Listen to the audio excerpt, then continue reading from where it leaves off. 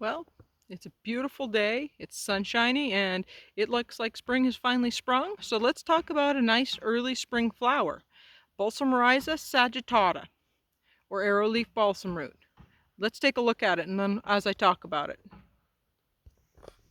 Arrowleaf balsamroot is an early spring flower that's native here. The entire plant is edible. It's a great plant to have around. It's beautiful. It grows really well in the springtime. And it definitely is one to have around. So let's talk about it. The whole plant is edible. The young leaves and shoots were eaten raw, boiled, or steamed. It was a very important plant for early settlers and such.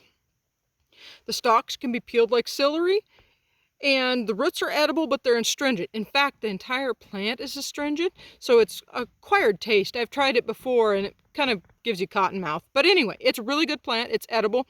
It was a famine food, and it was one of the first plants up in the springtime. It was often dug first thing in the spring.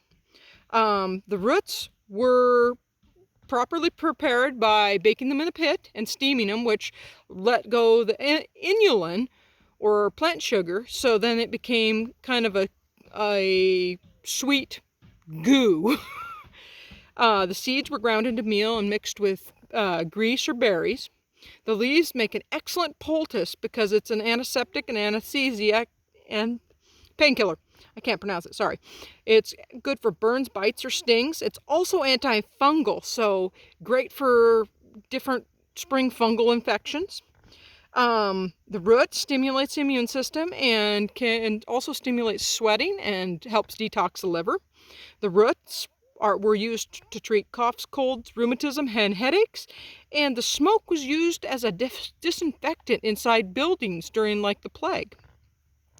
So this is a great plant. I'm going to collect some of these blooms and I'm going to dry them and use them in my salves and tinctures just for the antimicrobial properties. So I'm just going to pop the little heads off here and we're going to keep them. See how woolly that is? It's really cool. All right, let's do a quick review. Arrowleaf balsamroot. The sun's really bad, so forgive the shadows. Whole plant's edible. Young leaves and shoots were steamed. Stalks were peeled like celery. Roots are edible but astringent without proper preparation. Steamed and baked in pits.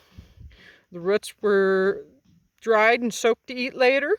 The seeds were ground into meal and mixed with bear grease and berries for quick energy, kind of like a modern granola bar, but with native plants.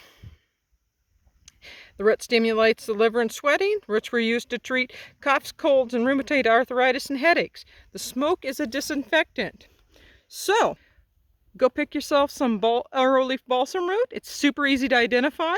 There's only a few lookalikes, which don't grow up here in the north, but in the southern Idaho, it's mule's ear.